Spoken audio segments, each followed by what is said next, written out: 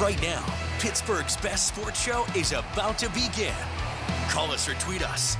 We've got things to talk about on the Ireland Contracting Nightly Sports Call.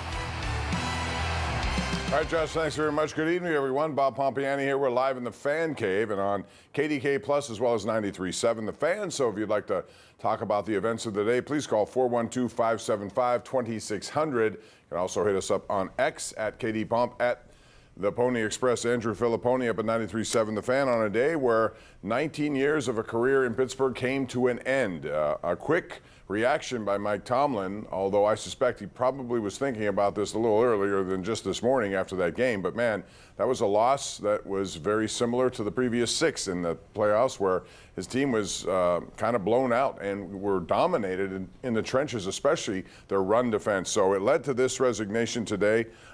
He's moving on, and now the Steelers will begin the process of finding somebody else. Were you shocked when you heard the news? Because I guess the nature of it, how quickly it happened, was a little bit surprising to me.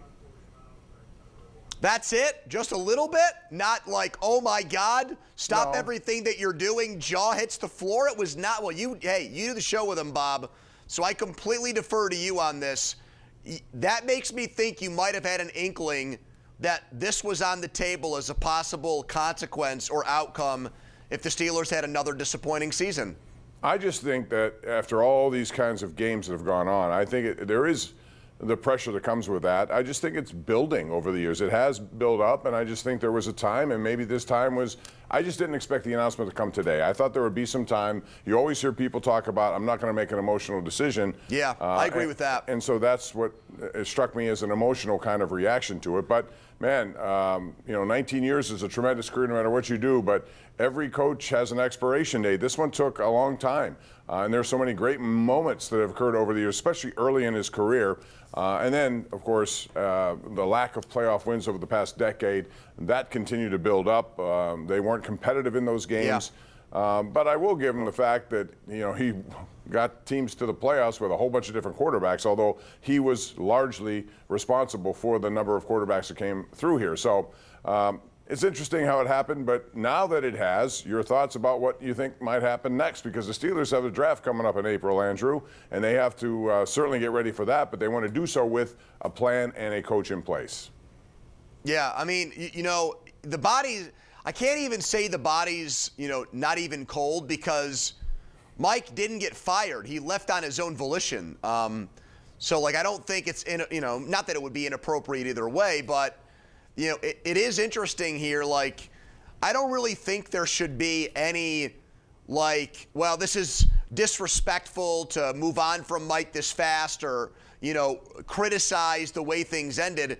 This was his decision, apparently, okay? He made it. The Steelers didn't force him out, first of all. And then as far as what you just asked me, if it's anything like the previous hires, it's going to be a young guy. It's going to be somebody in his 30s. And the last 3 have been defensive coaches. I mean, my preference would be to have it more of an offensive guy. I would not limit it, though, to young guys with no coaching experience. The person that I'm most interested in right now is Matt LaFleur, because he just got more leverage, in my opinion, with Green Bay. He's only got 1 year left on his deal. Apparently, they're not entirely pleased with him. And he's looking at the situation like, wait a minute, I should be getting more money, not kind of put on probation. And now the Steelers' job is open, which pretty much gives you 15 years of job security as long as you're not terrible at the job. And to me, that, he checks all the boxes. He's got Rodgers' seal of approval. Not that I think Aaron's going to be back, but here's a guy that you just had in your own building who raves about him as a head coach. He works well developing quarterbacks, Jordan Love. He's won double-digit games. He's in the playoffs every year. He's hired good assistant coaches. Look at Jeff Hafley there, for example. We always have talked about trading Tomlin. How about trading for somebody else's head coach, Bob? And that, to me, would give you a young, proven commodity who would upgrade your quarterback, your coaching position, in my opinion. Yeah, I mean, he's a guy that I've always admired what he did in Green Bay. Now, of course, they had a rough year this year in blowing some leads late in games. Our KDKA.com/connect poll of the night, brought to you by Penn West University, is: should the Steelers target as the next coach an offensive guy or a defensive guy? There are a lot of interesting names, which I'm sure we're going to get into. One thing that people should realize, too, is that Mike Tomlin still has 2 years left, 1 year and an option left on a deal, which normally means if you're going to try to get him, you're going to have to come up with some sort of compensation. So we've seen that in previous deals. Sean Payton had to go through that when Denver, wanted to get him from the Saints. I forget what they gave up, but it was a couple of draft picks anyway. Andrew, do you remember that deal? Yeah, I think that was a day 2 pick. You know, if they had, this is interesting, and we're going to need to get more. Obviously need to get more information on this. If it had been a mutual parting of ways like we saw with the Ravens, my understanding is that pretty much rips the contract up. So now John Harbaugh can go get hired, even though he had tons of years left on his deal because he had just signed an extension. If he gets hired by the Giants now, the Ravens aren't going to get anything. There's no compensation whatsoever. But if he stepped away, resigned, I think that they are going to get something if he chooses to coach this upcoming season. But everybody's saying, Bob, he's either going to take the year off completely or go to TV. And I think that that's probably most likely. I don't think we see him turn up in New York with the Giants or the Falcons or something like that. I can tell you that I've talked to him before about this, and TV doesn't seem something that he would want to do. He said it to me repeatedly. I don't know if he would change his mind. Certainly money talks. A lot of guys go through this for a year and then they move on. So we'll see what he does, and if he'll have other options, or he will take time off and do what he has to do. But eventually he will be back. I'm pretty confident of that, and we'll see where that ends up being. We had a lot of names on our list. We also want to hear from you about your take here at 412-575-2600. It's the Ireland Contracting Nightly Sports Talk on a historic game here day in Pittsburgh where Mike Tomlin has decided to step down. Your calls, your opinions are next.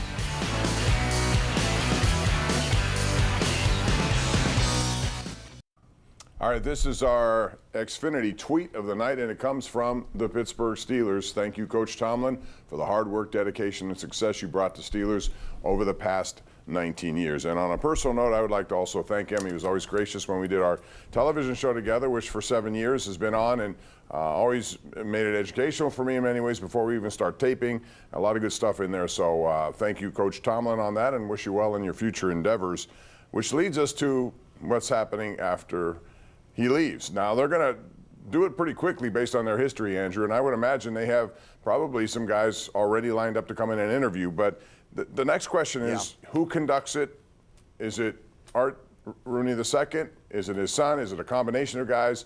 And tomorrow at noon, Art Rooney II will have a press conference over at Acrisure Stadium, so we'll get some answers there.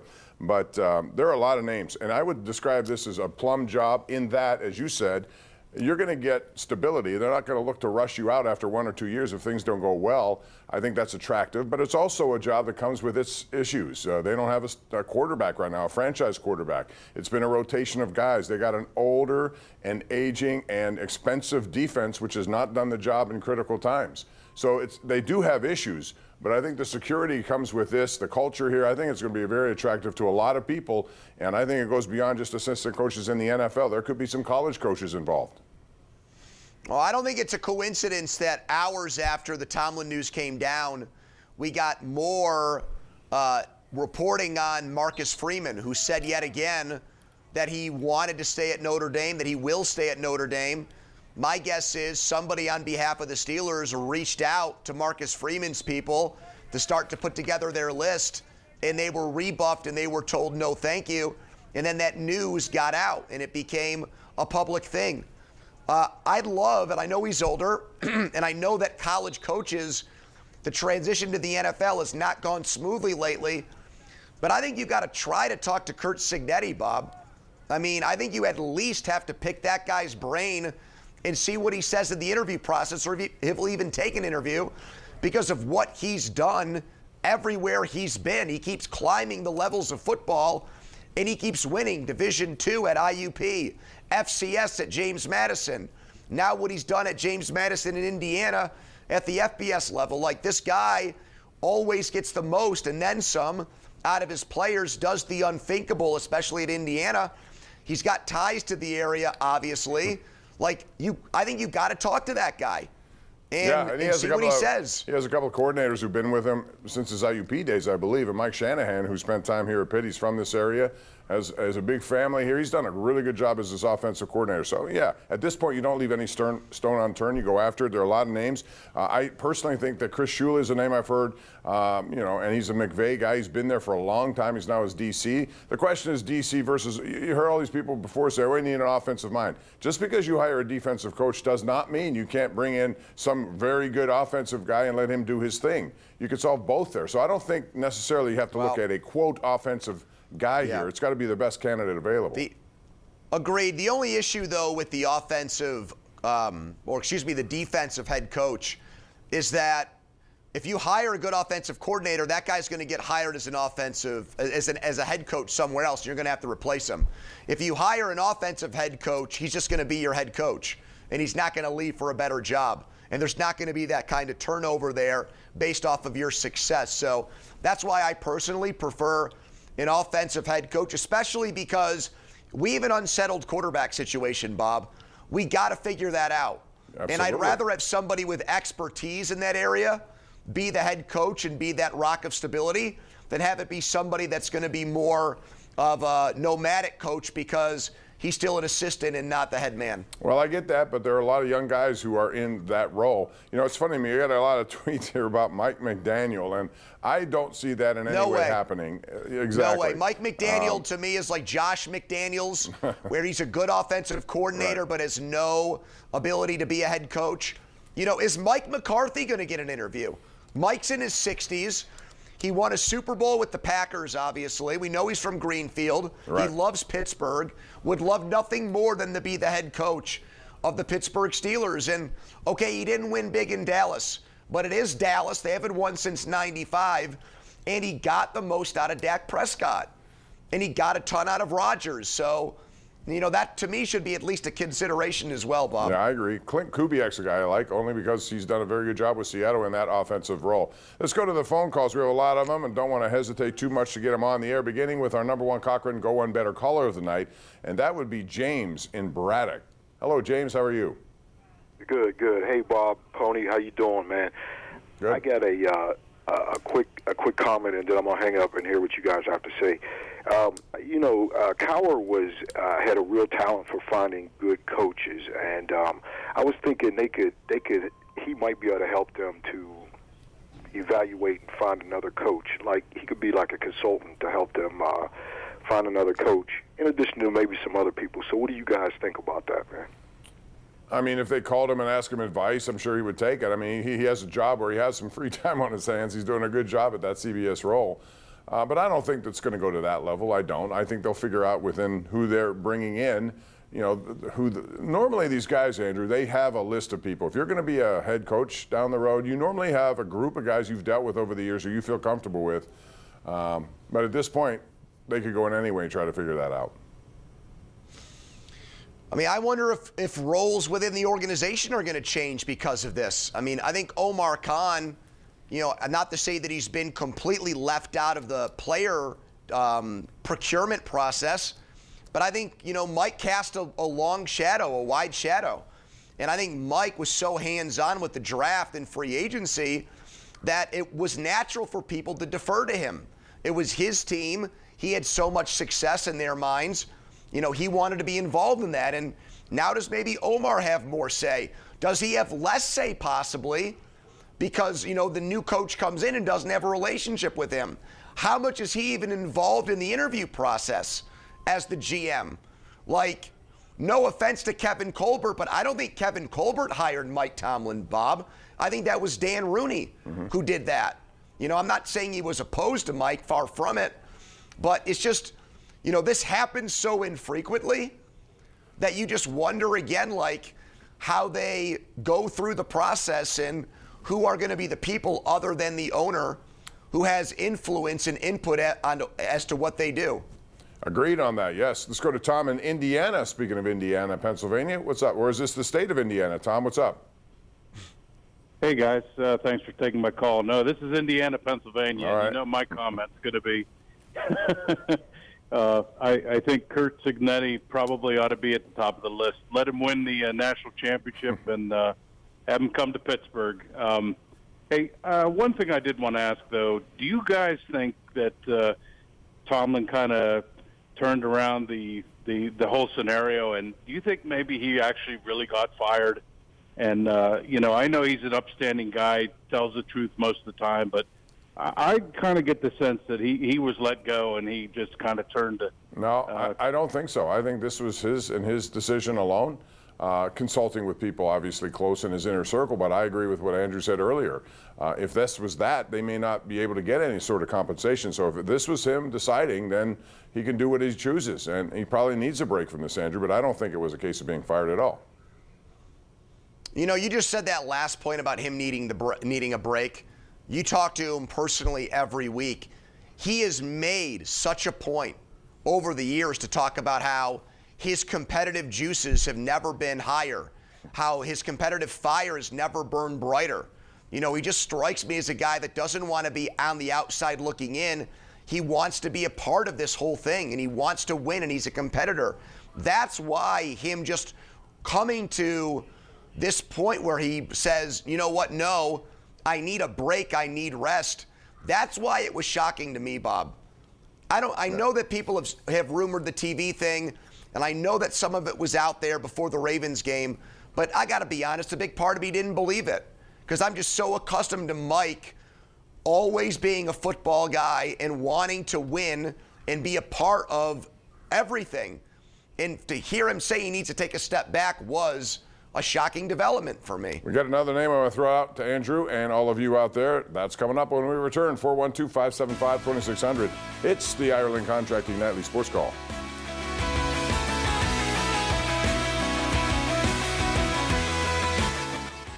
All right, Andrew, just a minute left. Two other names I want to throw out because I think they will be on some of the boards that you see with regard to odds coming to Pittsburgh. And one would be Brian Flores, who was here before when Mike Tomlin hired him. And number two, Kevin Stefanski, who's a guy who, by all accounts, was not the problem in Cleveland. To me, it went to the GM and the owner more so than him. I'm just curious your thoughts on each of those guys. I like Flores. I think my question there would be, again, who does he have on his list of offensive coordinators to help you bring the next quarterback along? That would be huge. Otherwise, I do love him. He'd get way more out of this defense, in my opinion. And then the second one was Stefanski. Yeah. Bob, I would have a real hard time hiring a head coach who just failed in Cleveland, and that's what happened the last 2 years there. That would be a toughie for me. Yeah, I'm not looking at him as a guy. I just bring his name up because he's listed on a lot of the odds. And a lot of these guys are going to end up with jobs, as there are 9 openings now, counting the Steelers' job. And that's going to be an opponent. Do you think Mike Tomlin coaches in Baltimore, Bob? No, I don't. Okay, good. Do you? No. I wouldn't mind it. Good night. Goodbye. See you tomorrow.